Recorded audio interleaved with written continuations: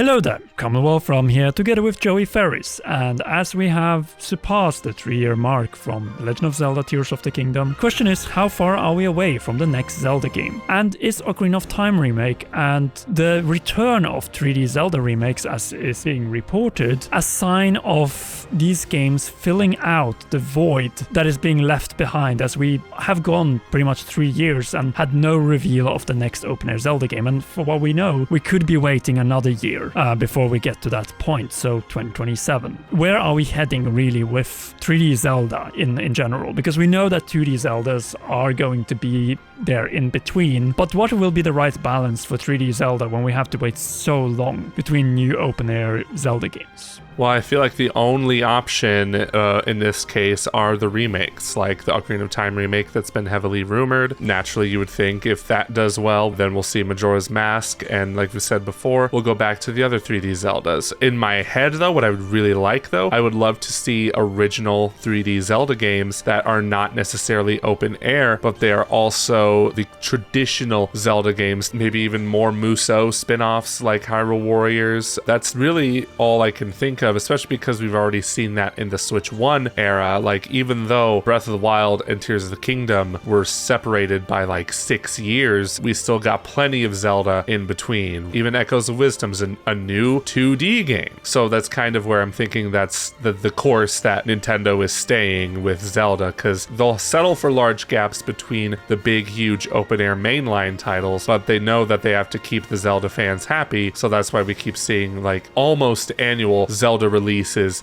of some kind that are way smaller in scope. Yeah, and that's a good point with the annual releases, because where we're heading if we're gonna get into that 3D remake space is that you can easily start filling out every year with something, The Legend of Zelda or a new Hyrule Warriors game. We already got a taste of this really since pretty much 2023 when we had Tears of the Kingdom, then the year after in 2024 Echoes of Wisdom. Last year we had both the Switch 2 editions of Breath of the Wild and Tears of the Kingdom and Hyrule Warriors Age of Imprisonment. And this year, by all indications, Ocarina of Time Remake. If they continue that in say 2027 we have a new top-down Zelda game, then in 2028 you could have a 2D remake again, and then in 2029 you have a brand new The Legend of Zelda game, then again another remake, Hyrule Warriors, and so on. I feel like this is the perfect recipe for pretty much giving something The Legend of Zelda every single year, and that isn't just pretty much a re-release, but it's a major, overhaul or a brand new game. This is the real potential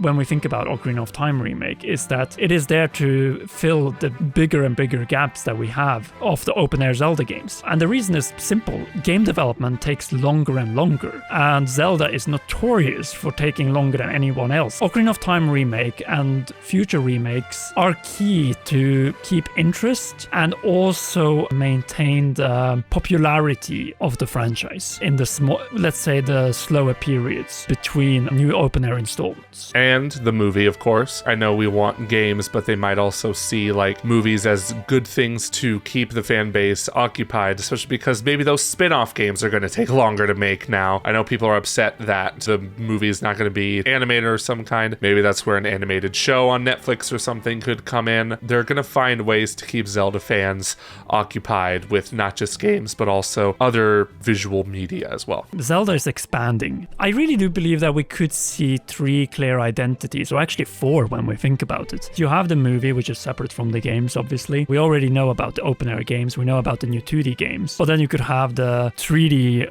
remakes, and eventually maybe, as you also talked about, brand new games in this style, because we're talking about 3 separate teams here. By all indications, this is likely going to be a supplement to open air and top down, and I think that's also what Nintendo is aiming for, is to create a whole new niche of The Legend of Zelda where none of the teams that are involved with development of new games is working on remakes or traditional titles. And that is what we also saw with Grezzo to begin with. They started with doing 3D remakes and then got one final 2D test with Link's Awakening, and then went on to make their own 2D games. So we got our 2D developer, now it's time to do the same with 3D developer. I think you could have distinct identities here. I don't feel like the traditional 3D games should have the same art style or even radical sandboxy gameplay. The way I see it, there should only be 2 3D remakes on the Nintendo Switch 2. And that is Ocarina of Time, and the second one is Majora's Mask. And then after that, before moving on to the Wind Waker, they should do another Hero of Time game in the more traditional style, but combining some of the elements from open air, which we might also see in the remake itself. I would be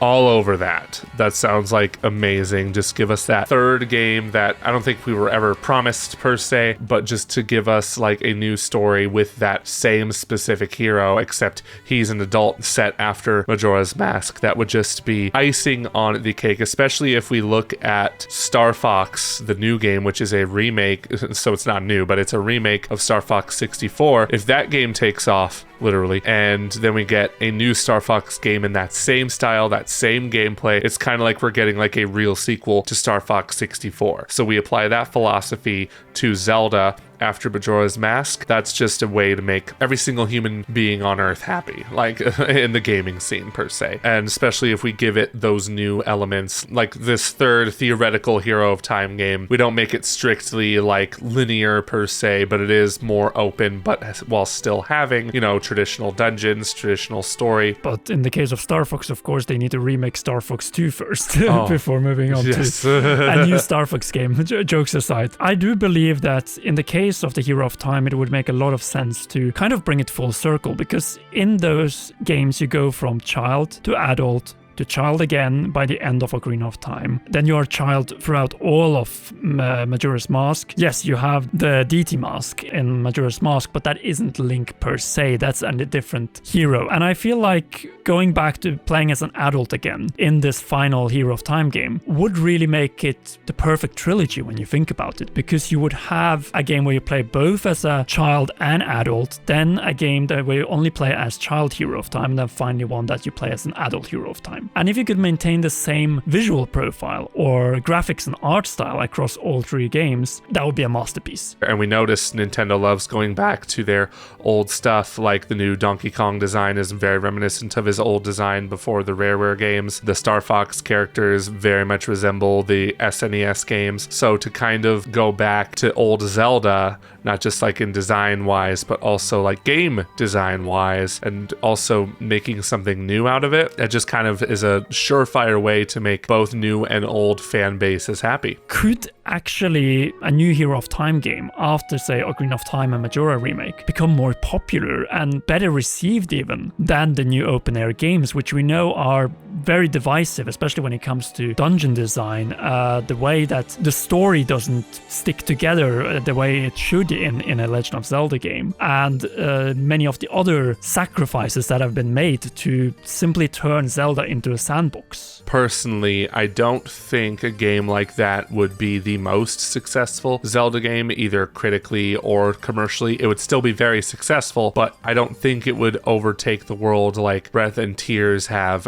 It depends on how open they're going to go with it. Either way, I still think this game could be divisive unless they combine both elements perfectly. I do think it could make Zelda fans happier, but I don't think it would reach as mass of an appeal as the huge open air games have. Like, I only think that that's going to happen to the games that are purely open air just because they appeal more to a wider audience, a younger audience, but I hope I would be wrong in this case of getting more traditional elements in there. But that's the thing about this, isn't it? It's about satisfying every group of the Zelda fanbase, really, because the open air games, and especially Tears of the Kingdom, has alienated a lot of the more traditional Zelda fans who simply don't feel like Zelda is Zelda anymore. Well, here's the solution to, first in the form of remakes, give you what you want, and then find a way to bring back at least somewhat what we absolutely adored with this franchise, namely dungeons that reach higher than the previous installment, a storytelling that is more linear and